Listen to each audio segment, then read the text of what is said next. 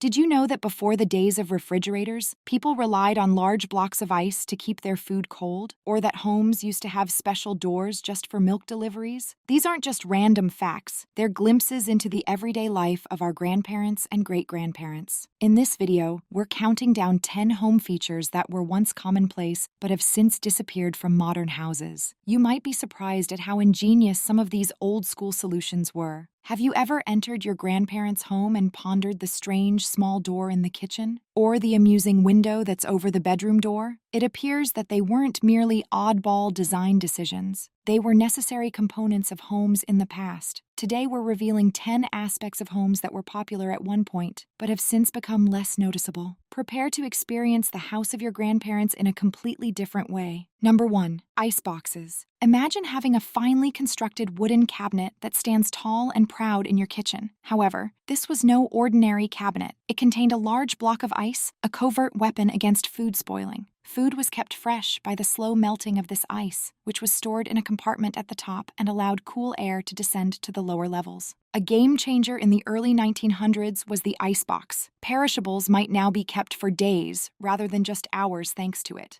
The problem is that the ice wasn't there for very long. Here comes the Iceman, a common guest in American homes. He would arrive pulling a wagon carried by horses that was laden with large blocks of ice. He would carry a new block into your kitchen with big tongs to replace the old one that had melted away. The design of these ice coolers was rather ingenious. Their walls were hollow and packed with insulating materials, such as cork or sawdust. Some even featured bottom spigots to remove the melted ice water. Number 2. Transom windows. While we're on the subject of maintaining composure, there's another aspect of Grandma and Grandpa's residence that you might have missed. Has there ever been a moment when you wonder, what's that doing there, over a door? It's true that the transom window you're viewing is functional. Back then, these ingenious small windows were the unsung heroes of household comfort. They were a true game changer because they served two purposes and looked lovely over doors. They provide additional light, which brightens corridors and rooms without compromising privacy. However, what is their true superpower? Airflow. People had to come up with inventive ways to keep their homes cool before air conditioning was invented. Transom windows stepped up to the plate in this situation. You instantly get a natural air circulation system when you open them. Indeed, hot air rises. In order to escape, it would draw in colder air from other areas of the home through these high windows. Quite astute, huh?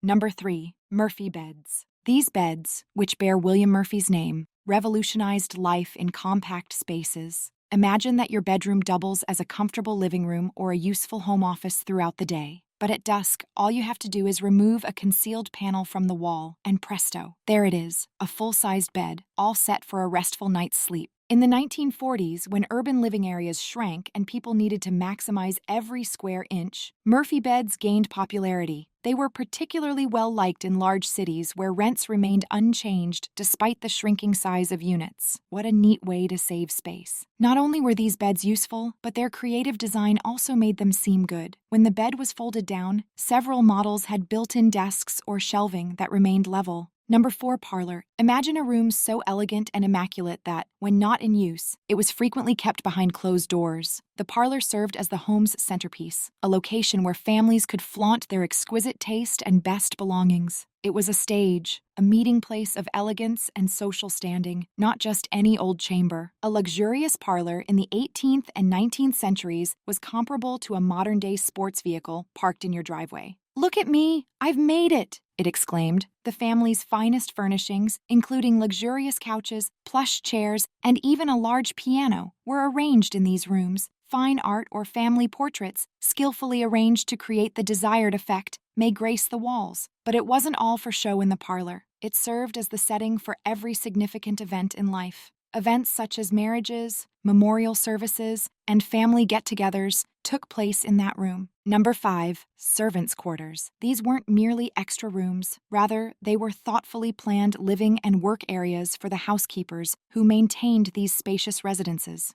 Servant quarters were usually tucked away in separate wings, basements, or attics, with the idea of keeping personnel close to their work areas but out of sight of the family and visitors. Imagine tiny, basic bedrooms accessible via narrow staircases. Imagine the small common areas and shared baths where butlers, cooks, and maids would pass their meager leisure time. The opulent living areas that the families they catered to were very different from these quarters. These spaces' layouts provide us with a wealth of information about the era's social structure. The main areas of the house could include large, elaborately decorated rooms, while the servants' quarters were often small and functional. The glaring class divisions of the day were represented in this striking contrast. However, don't assume that these areas were a last-minute addition. Actually, the arrangement of the servants' quarters was thoughtfully thought out to guarantee the efficient operation of the home. Staff members could move swiftly and covertly throughout the home, taking care of their responsibilities without upsetting the family or visitors, thanks to secret passageways and separate stairs. Number 6. Wash basins and pitchers. Have you ever considered how your daily schedule would change in the absence of running water? This was a daily reality for our grandparents and great-grandparents, not simply a hypothetical question. They used an easy yet clever fix before indoor plumbing became commonplace: the reliable wash basin and pitcher. Imagine this: a magnificently carved wooden stand, perhaps composed of premium mahogany or walnut, proudly positioned in a bedroom corner. On top of this pedestal rested a big porcelain bowl, the wash basin, and a corresponding water pitcher. This arrangement served as more than just a practical one. It was frequently a beautiful focal point that reflected the family's preferences. Before beginning their daily hygiene regimen, people would fill the basin with water from the pitcher every morning. Although it was very different from our contemporary restrooms with instantaneous flowing water, it served its purpose. However, the wash basin wasn't reserved for the mornings. Family members would swing by to cool off or wash their hands throughout the day. Number 7. Coal chutes. A coal chute is a tiny, sometimes disregarded structure that was essential to keeping Victorian dwellings warm during the bitterly cold winters. In the days before electric or natural gas heating, coal was the ultimate source of warmth for homes. But without creating a mess, how did all that coal get inside the house? That was the usefulness of the coal chute. Imagine this: the house is approached by a coal delivery vehicle. The driver pours coal directly into the basement after opening that little door in the foundation. There's no more dragging bulky sacks through the front entrance or coal dust everywhere in the home. The coal would land in a designated room adjacent to the furnace after sliding down a metal chute. This ingenious method greatly simplified home heating. When needed, residents could simply shovel coal from their basement stockpile into the furnace, eliminating the need to continuously bring in fuel from the outside. It seemed like you were walking on top of your very own power plant. Number 8. Knob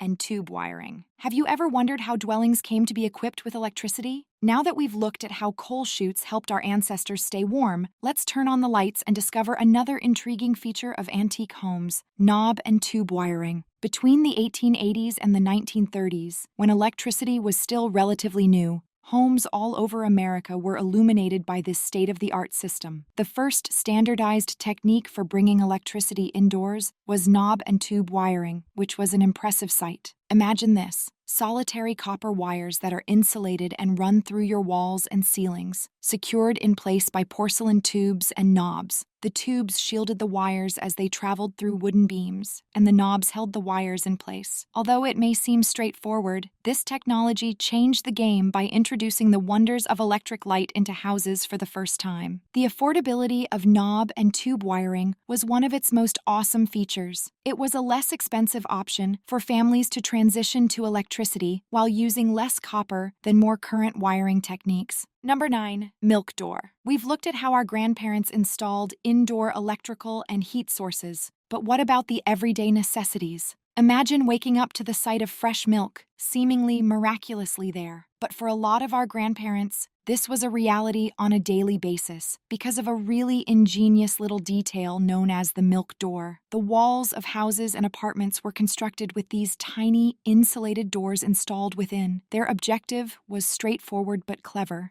They made milk deliveries easier. Without disturbing the family, the milkman could open the door from the outside and leave fresh milk bottles. The family could get their dairy treats from inside in the interim, out of the sight of curious onlookers and neighborhood cats. Imagine this: the milkman's truck softly pulls up to your grandparents' house in the early morning. He takes hold of several glass bottles that are brimming with fresh, creamy milk from the farm. He swings the milk door open gently and slides the bottles inside. Your grandparents will have virtually finished breakfast by the time they get up. Number 10. Telephone nooks. Envision strolling down an ancient home's corridor and noticing a little niche carved directly into the wall. This was not merely an oddity of architecture. Rather, the family telephone was thoughtfully placed in this area. Usually waist-high, these nooks were just large enough to accommodate a tiny desk or shelf and the phone. Not only was the telephone nook useful, but it served as the hub of household communication. This was the location of crucial phone calls, lengthy conversations between teenagers and friends, and get-togethers for families to receive updates from far-off relatives. There was no need for a notes app back then because the little shelf or desk area was ideal for writing down phone numbers or messages. The importance of the telephone in day-to-day life was evident in these little spaces.